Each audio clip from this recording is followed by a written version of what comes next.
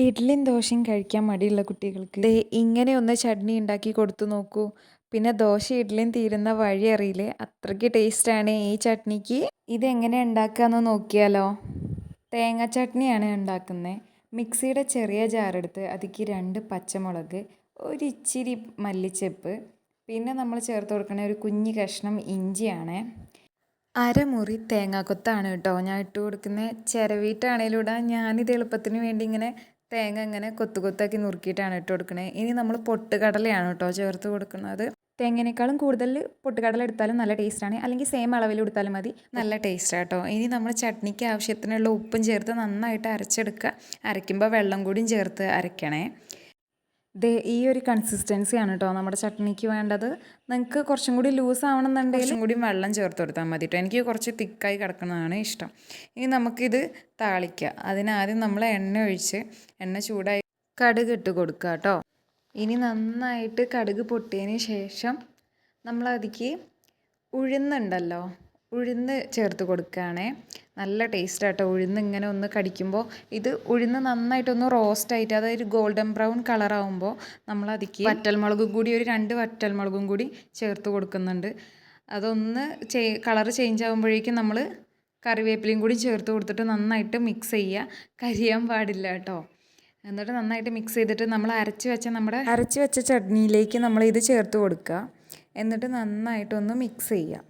ഇത് ചട്നി ഞാൻ ഇവിടെ തിളപ്പിക്കുന്നില്ല. തിളപ്പിക്കാതെ കഴിക്കുമ്പോഴാണ് കുറച്ചും കൂടിയും കൂടുതൽ ടേസ്റ്റ്. നമ്മൾ ഈ ഹോട്ടൽ സ്റ്റൈലിലെ ചട്നിയുടെ ഒരു ടേസ്റ്റാണ് കേട്ടോ. വെജിറ്റേറിയൻ ഹോട്ടലത്തെ തക്കാളി ചട്നിക്ക് ഒരു പ്രത്യേക സ്വാദല്ലേ. അതെങ്ങനെ ഉണ്ടാക്കാമെന്ന് നോക്കിയാലോ. പാൻ ചൂടായി വരുമ്പോൾ എണ്ണ ഒഴിച്ച് അതിലേക്ക് നമ്മൾ ഒരു സവോള കട്ട് ചെയ്താണ് ചേർത്ത് കൊടുക്കുന്നത്. ഇനി നമ്മളൊരു 3 അല്ലി വെളുത്തുള്ളി, ഇനി ഒരു തക്കാളിയും കൂടിയും ചേർത്ത് കൊടുത്തിട്ട് നന്നായിട്ടൊന്ന് മിക്സ് ചെയ്യാം. ഇനി നമ്മൾ അതിലേക്ക് ചേർത്ത് കൊടുക്കുന്നതാണ് ഉഴുന്നും അതേപോലെ പരിപ്പും. നിങ്ങളടുത്ത് കടലപ്പരിപ്പ് ഉണ്ടെങ്കിൽ അത് ചേർക്കുക, അല്ലെങ്കിൽ സാമ്പാർ പരിപ്പ് ഏതായാലും മതി, ഏത് പരിപ്പായാലും മതി ചേർത്ത് കൊടുക്കുക കേട്ടോ. നല്ല ടേസ്റ്റാണ് ഇങ്ങനെ പരിപ്പും ഉഴുന്നും ചേർത്ത് കൊടുക്കുമ്പോൾ. ഇനി നമ്മൾ ചട്നിക്ക് ആവശ്യത്തിനുള്ള എരിവിന് വറ്റൽമുളകാണ് കേട്ടോ ചേർത്ത് കൊടുക്കുന്നത്.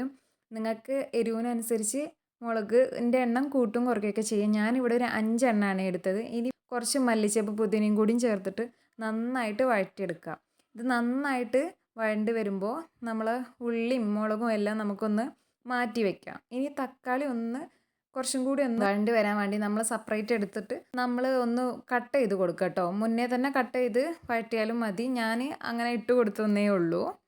ഇനി നമ്മൾ ലാസ്റ്റ് ഫ്ലെയിം ഓഫ് ചെയ്തിട്ട് കുറച്ച് മല്ലിച്ചപ്പ് പുതിനയും കൂടി ഒന്നും കൂടി ഒന്ന് ചേർത്ത് കൊടുക്കുന്നുണ്ട് കേട്ടോ. ഒന്ന് മിക്സ് ചെയ്യാം. ചൂടാറിയതിന് ശേഷം മിക്സിയുടെ ചെറിയ ജാറിലിട്ട് നന്നായിട്ട് ഒന്ന് അരച്ചെടുക്കുക കേട്ടോ. ആവശ്യത്തിന് ഉപ്പും കൂടിയും ചേർത്ത് വേണേ അരയ്ക്കാൻ. കുറച്ച് വെള്ളവും ചേർത്ത് അരയ്ക്കാം. നിങ്ങൾക്ക് എത്രയാണോ ചട്നിക്ക് വെള്ളം വേണ്ടത് അത്ര ചേർത്ത് അരച്ചെടുക്കുക. കുറച്ച് വിനീഗറും കൂടി ഞാൻ ഇതിലേക്ക് ചേർത്ത് കൊടുക്കുന്നുണ്ട്. വിനീഗർ വേണ്ടെന്നുണ്ടെങ്കിൽ പുളി ചേർത്താലും മതി. അപ്പം നമ്മുടെ ഹോട്ടൽ സ്റ്റൈൽ തക്കാളി ചട്നി റെഡി ആയിട്ടുണ്ട്. ഇഷ്ടപ്പെട്ടാൽ ലൈക്ക് ചെയ്യാനും ഷെയർ ചെയ്യാനും സബ്സ്ക്രൈബ് ചെയ്യാനും മറക്കല്ലേ.